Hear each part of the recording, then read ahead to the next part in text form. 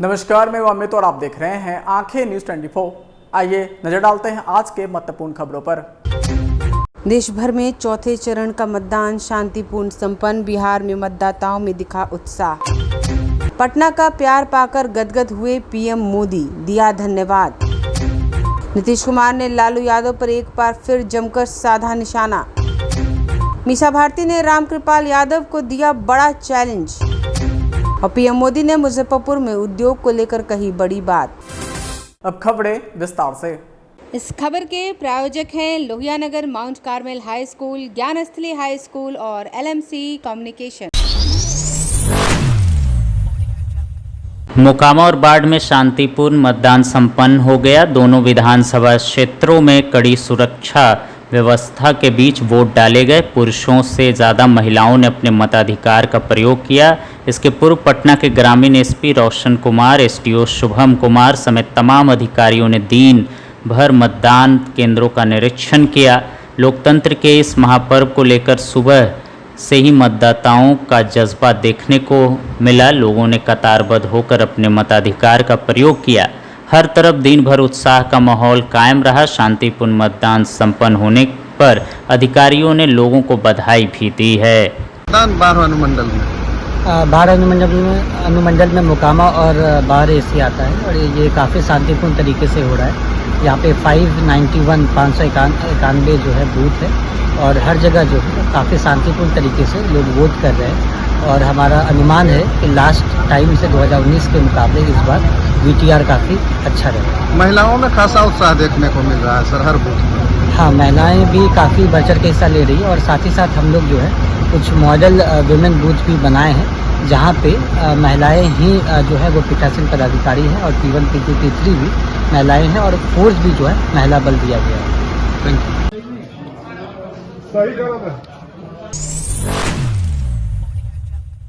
रविवार को पटना ने एक और इतिहास रच दिया। देश के किसी प्रधानमंत्री ने पहली बार राजधानी की सड़कों पर रोड शो किया। पीएम नरेंद्र मोदी ने करीब 1 घंटा शहर की विभिन्न सड़कों पर खुले भगवा रथ से उन्हें देखने उमड़े जनसैलाब का अभिवादन। उनके साथ मुख्यमंत्री नीतीश कुमार, पूर्व केंद्रीय मंत्री और पटना साहिब के भाजपा उम्मीदवार रविशंकर प्रसाद और उप मुख्यमंत्री सम्राट चौधरी भी रथ पर सवार थे। पीएम मोदी ने रोड शो के तुरंत बाद पटना के लोगों के प्रति आभार जताया। उन्होंने X पर 5 पोस्ट कर कहा, पटना के अपने परिवारजनों का बहुत बहुत आभार। आज के रोड शो में आपका सबका अभूतपूर्व जोश और उत्साह असीम ऊर्जा से भर देने वाला है। विशेषकर युवा साथियों और माताओं बहनों ने इसमें भागीदारी कर जिस प्रकार भरपूर आशीर्वाद दिया, उससे पता चलता है कि शहर के लोगों का भाजपा NDA से कितना गहरा जुड़ाव है। इससे विकसित पटना के संकल्प को साकार करने की भावना और प्रबल हुई है। पटना में रविवार शाम 6 बजे से 80 मिनट देर शाम 7:20 पर रोड शो भट्टाचार्य रोड जैसे ही आरंभ हुआ, दोपहर से ही पीएम के दीदार के लिए इंतजार में खड़े लोगों का उत्साह चरम पर पहुंच गया।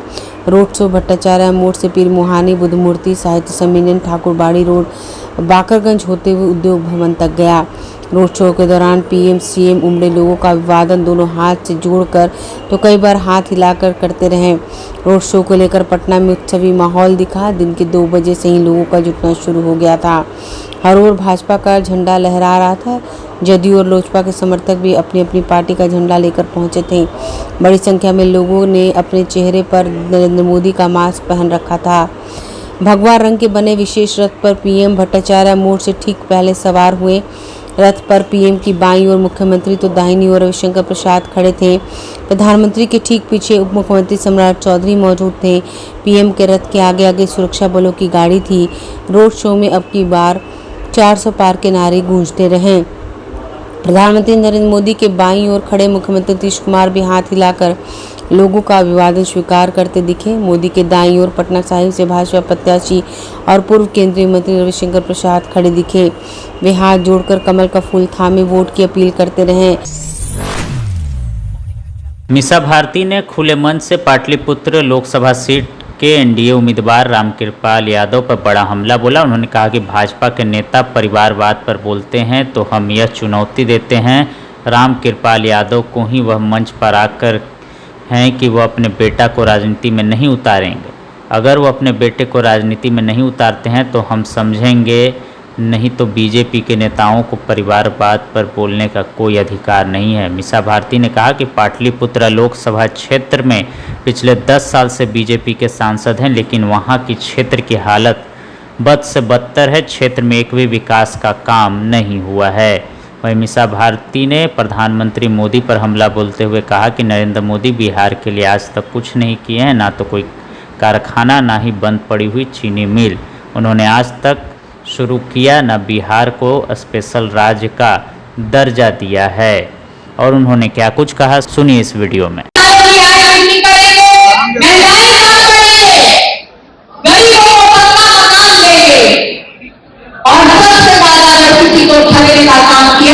तो वो हमारे बिहार राज्य को खोलने का काम किया।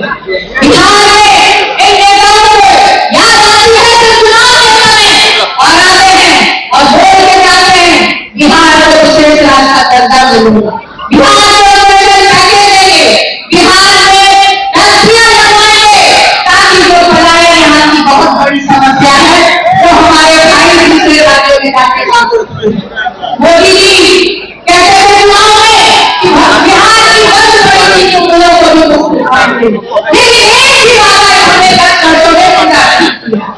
एक योजना लेके आए आदमी की योजना हमारे नौजवान भाइयों के लिए 18 वर्ष में हमारा नौजवान भाई देश की सेवा करने जाएगा और जब 22 वर्ष का होगा तो उसे दिखाएंगे और लेकिन हमारे प्रधानमंत्री जी 73 वर्ष के होने वाले हैं और तीसरी बार मौका मांग रहे हैं, लेकिन प्रधानमंत्री जी अपना विजन नहीं बता रहे कि आखिर तीसरी बार मौका मांग रहे हैं देश की जनता से आप करना क्या चाहते हैं? क्या आप वही करना चाहते हैं जो आपने 2014 में किया, जो आपने 2019 में किया?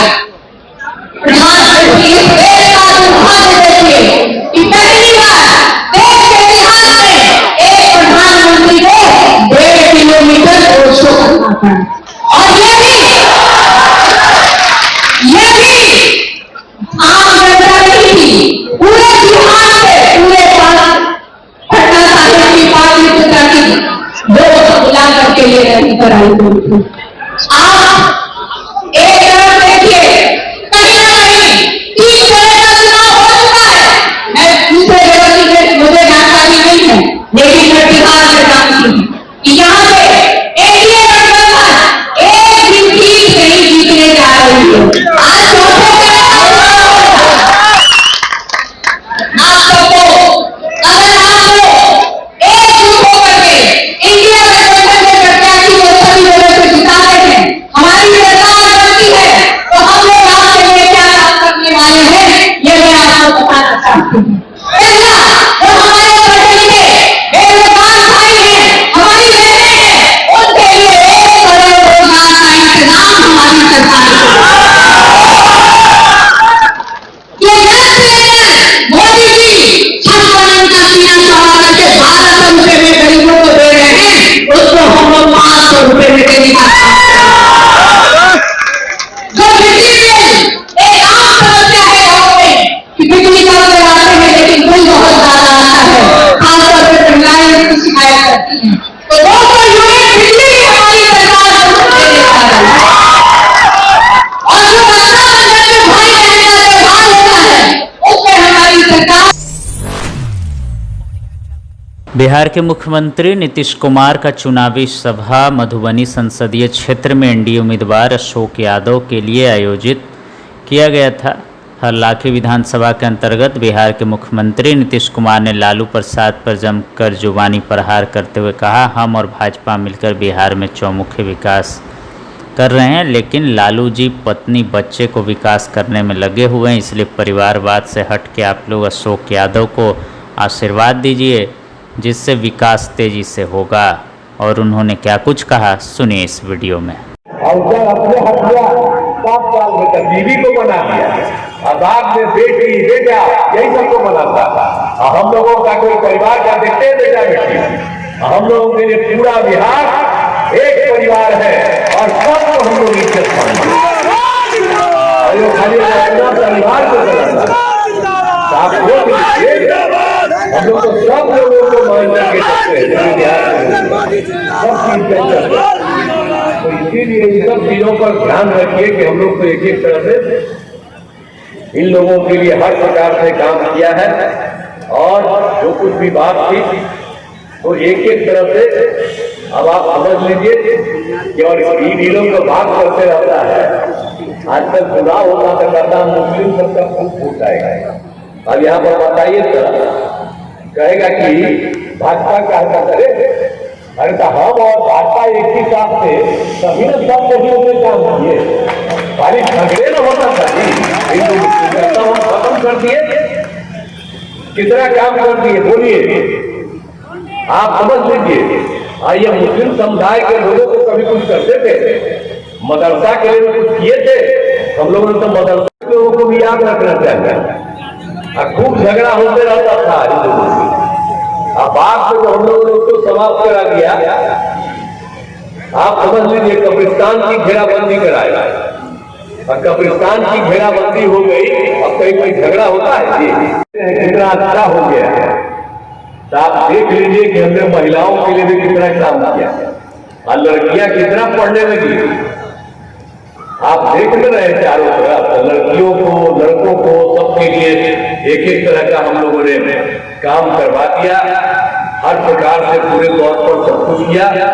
और आप जानते ही हैं कि हर तरह से हम लोगों ने काम किया, और जो शिक्षा और स्वास्थ्य सब क्षेत्र में काम किया। अब जो गरीबी के कारण लड़कियां पढ़ नहीं पाती थी और नए विद्यालय खोले गए, हर प्रकार से लड़कियां कितनी पढ़ने लगी।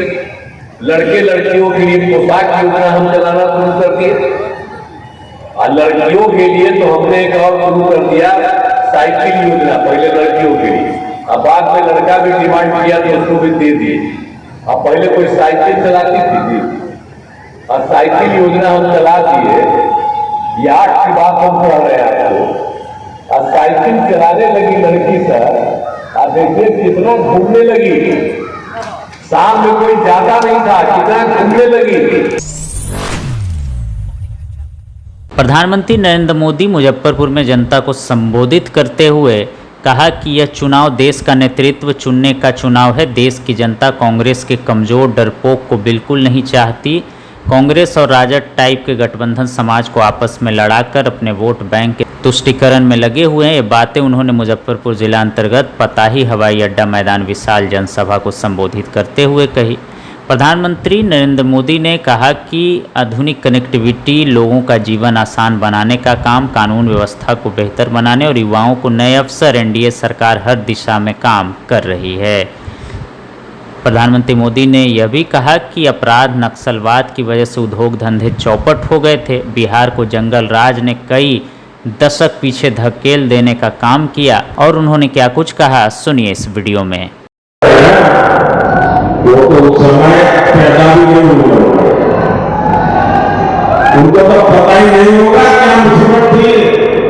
अपने जरा दादा दादी पिता माता को पूछिए, जंगल राज की जिंदगी कितनी भयानक थी, कितनी डरावनी थी। आरजेडी के जंगल राज ने बिहार को कई दशक पीछे धकेल दिया। ये एनडीए की सरकार है जो बिहार में कानून व्यवस्था को पटरी पर लाई है। हम नक्सलवाद प्रभावित जिले भी तेजी से कम हो रहे हैं। जब शांति स्थापित हो रही है तो लोग भी लौट रहे हैं, निवेश भी आ रहा है। और आप जानते हैं जब निवेश आता है तो रोजगार के भी मौके बढ़ाता है।